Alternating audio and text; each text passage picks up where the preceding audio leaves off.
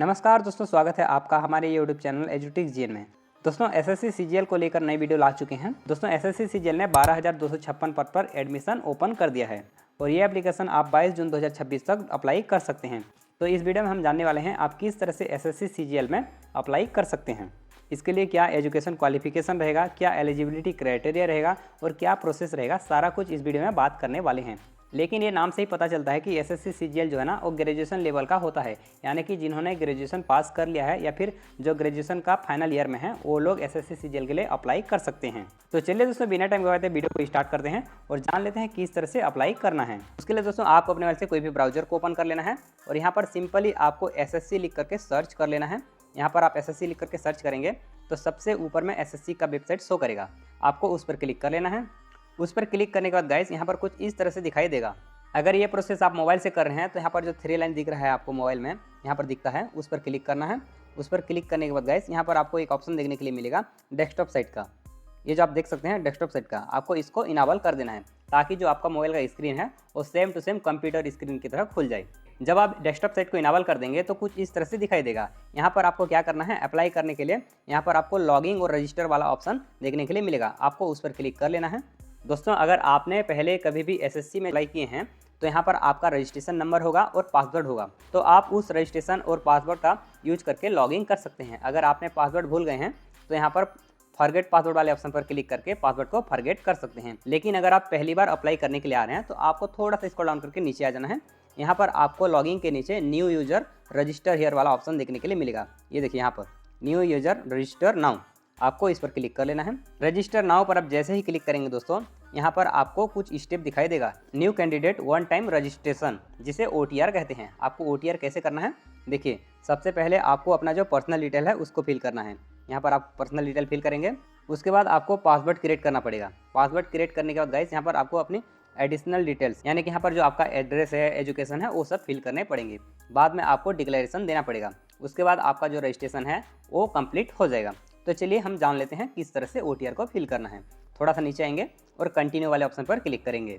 Continue वाले option पर click करने के बाद गाइस यहाँ पर आपको पूछा जाएगा do you have Aadhaar card. यहाँ पर आप देख सकते हैं do you have Aadhaar card. अगर आपके पास आधार कार्ड है तो आप येस वाले ऑप्शन पर टिक करेंगे, अगर नहीं है तो नो वाले ऑप्शन पर टिक करेंगे। लेकिन यहाँ पर आजकल तो सबके पास आधार कार्ड होता है, तो आपको यहाँ पर येस वाले ऑप्शन पर क्लिक कर लेना है।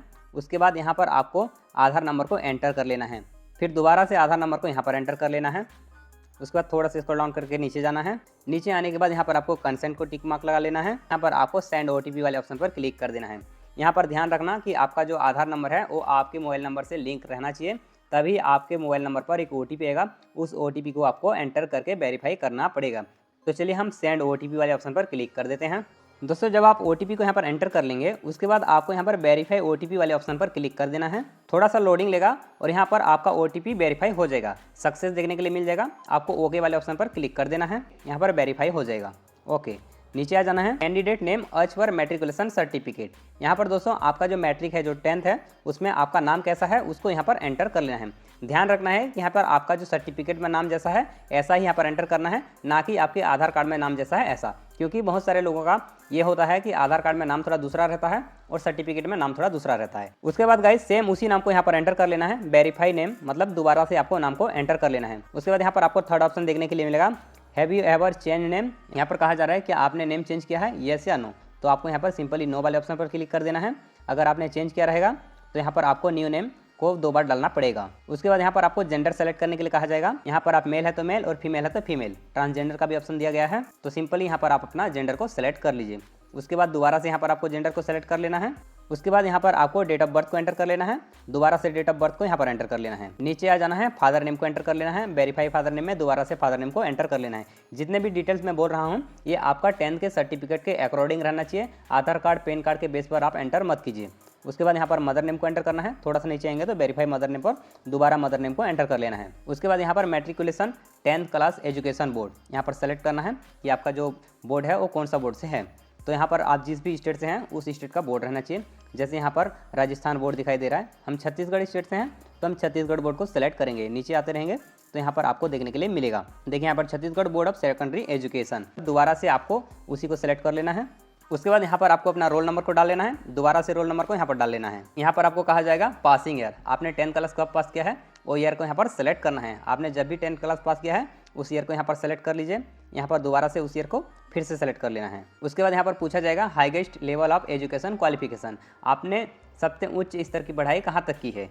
यानी कि आप अगर 10वीं पढ़े हैं, 12वीं पढ़े हैं, फिर कॉलेज किए हैं, तो यहाँ पर आपका हाईएस्ट एजुकेशन क्वालिफिकेशन जो है ना वो कॉलेज होगा। अगर आपने पोस्ट ग्रेजुएट किया होगा तो पोस्ट ग्रेजुएट आपका हाईएस्ट क्वालिफिकेशन होगा। तो यहाँ पर आप उस अनुसार यहाँ पर अपना जो एजुकेशन लेवल को सेलेक्ट कर लीजिए। जैसे हम यहाँ पर ग्रेजुएट को सेलेक्ट करेंगे, दोबारा से आपको यहाँ पर ग्रेजुएशन को सेलेक्ट करना पड़ेगा।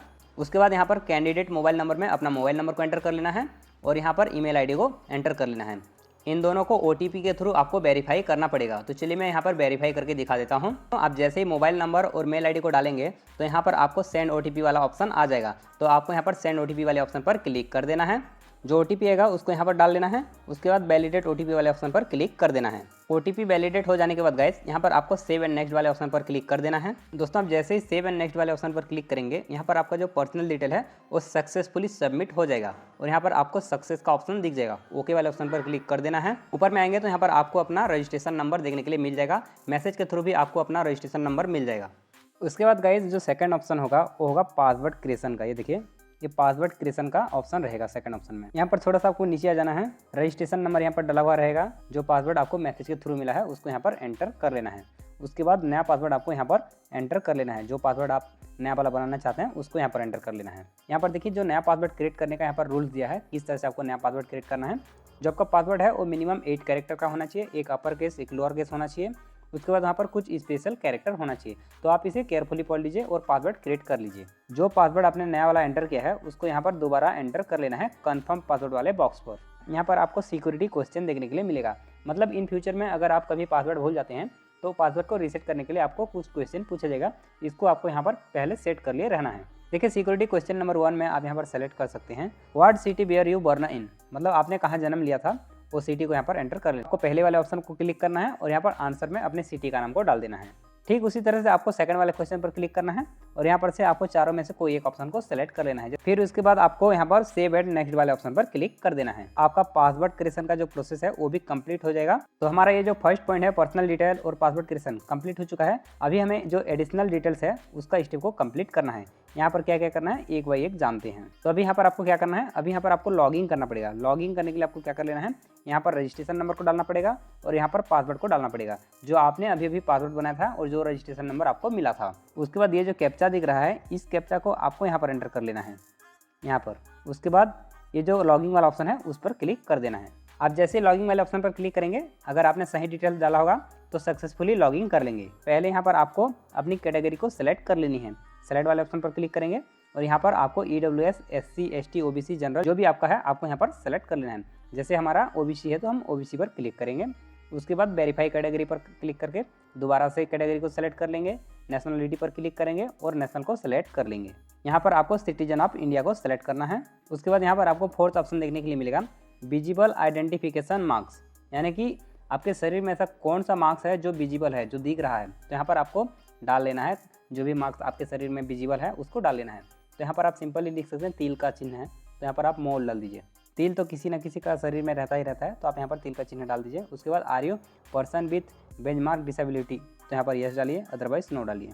अगर डिसेबिलिटी है तो यहाँ पर उसका टाइप डालना पड़ेगा। यहाँ दोस्तों यहाँ पर आपको अपना परमानेंट एड्रेस को भर लेना है। उसके बाद यहाँ पर आपको स्टेट को सेलेक्ट कर लेना है। उसके बाद यहाँ पर आपको अपना डिस्ट्रिक्ट को सेलेक्ट कर लेना है। यहाँ पर अपना जो एरिया का पिन कोड है उसको सेलेक्ट कर लेना है, पोस्टल कोड को। Present address same as permanent address, क्या आपका जो प्रेजेंट एड्रेस है वो परमानेंट एड्रेस के अकॉर्डिंग सेम है या फिर अलग अलग है। अगर सेम है आपका जो एड्रेस है आप वहीं पर रहते हैं तो आप यहाँ पर यस कर दीजिए। अगर आपका जो परमानेंट एड्रेस है गांव का एड्रेस दूसरा है, आप दूसरे शहर में रहते हैं तो आपको यहाँ पर नो पर क्लिक करके वो जो प्रेजेंट एड्रेस है उसको यहाँ पर फिल करना पड़ेगा। हमारा एक ही एड्रेस है तो हम यहाँ पर यस वाले ऑप्शन पर क्लिक कर देंगे। सेव एंड नेक्स्ट का ऑप्शन देखने के लिए मिल जाएगा, इस पर क्लिक कर देना है। जो एडिशनल डिटेल्स है वो भी सक्सेसफुली सेव हो जाएगा। अब यहाँ पर आपको डिक्लेरेशन देना है तो यहाँ पर जो कंसाइनमेंट है उस पर टिक मार्क लगा लेना है। तो आप इस पर क्लिक करके प्रीव्यू देख सकते हैं। प्रीव्यू OTR आपका जो डिटेल्स है वो करेक्ट है या नहीं उसको देखने के लिए आप यहाँ पर प्रीव्यू पर क्लिक करके देख सकते हैं। डिक्लेयर बटन पर क्लिक करेंगे तो हमारा जो डिक्लेरेशन है वो हो जाएगा। डिक्लेरेशन सबमिटेड सक्सेसफुली, ओके वाले ऑप्शन पर क्लिक कर लेना है। दोस्तों आप जैसे ही ओके वाले ऑप्शन पर क्लिक करेंगे यहाँ पर आपका रजिस्ट्रेशन सर्टिफिकेट आ जाएगा।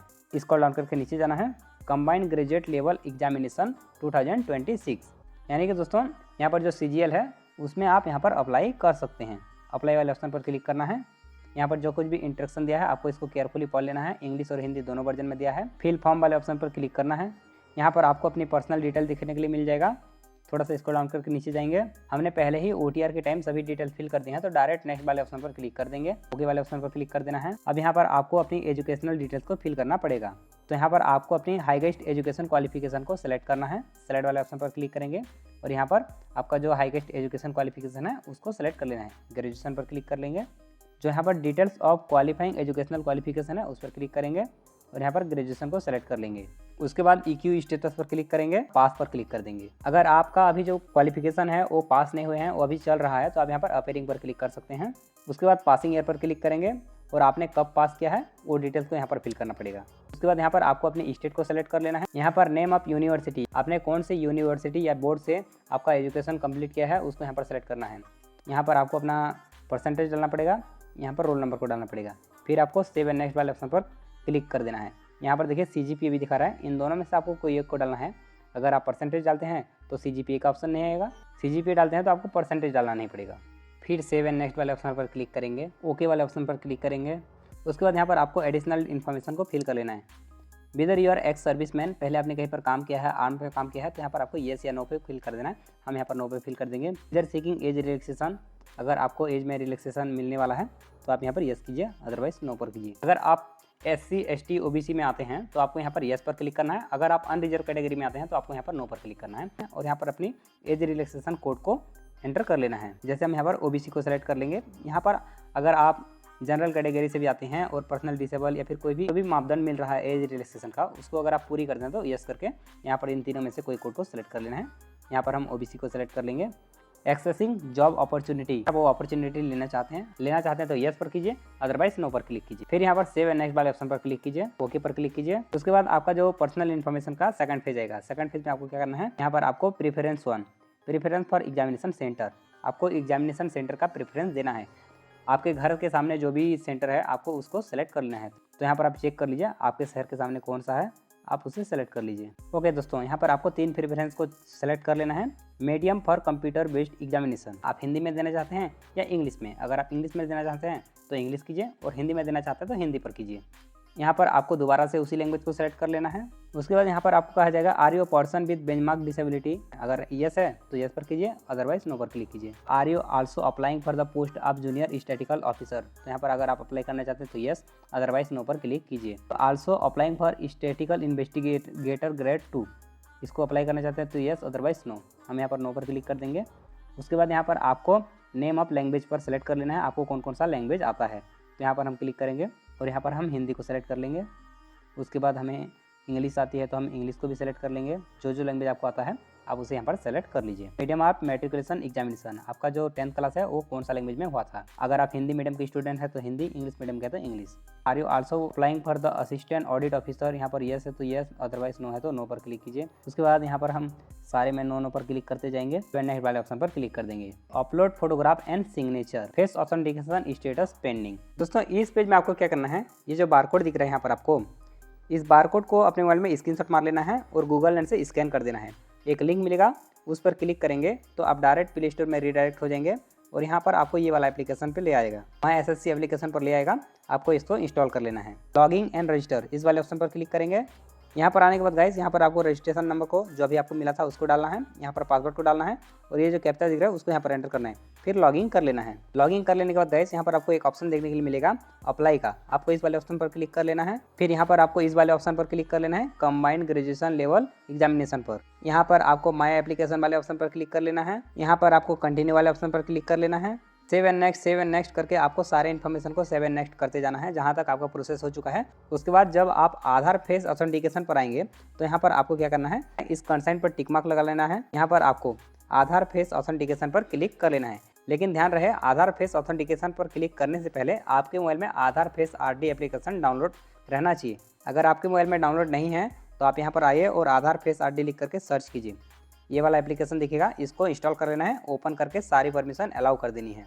फिर यहाँ पर आधार फेस ऑथेंटिकेशन पर क्लिक कर लेना है।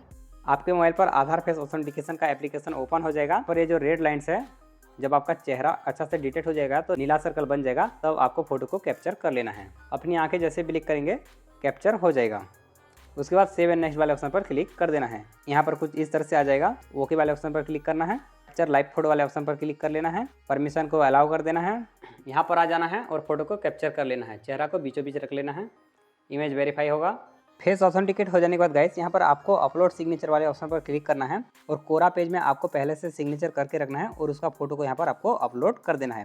फिर आपको सेव एंड नेक्स्ट वाले ऑप्शन पर क्लिक कर देना है। अब जैसे डॉक्यूमेंट को अपलोड कर लेंगे दोस्तों, आपका जो एप्लीकेशन का रिव्यू आ जाएगा। आपने क्या क्या इन्फॉर्मेशन भरा है वो शुरू से लेकर लास्ट तक दिखाई देगा। आपको एक बार क्रॉस चेक कर लेना है। करेक्ट रहा तो सेव एंड नेक्स्ट पर क्लिक कर देना है। उसके बाद यहाँ पर आपके पास आ जाएगा डिक्लेरेशन डिटेल्स। कैप्चा को एंटर कर लेना है। उसके बाद आपका जो एप्लीकेशन है वो सबमिट हो जाएगा।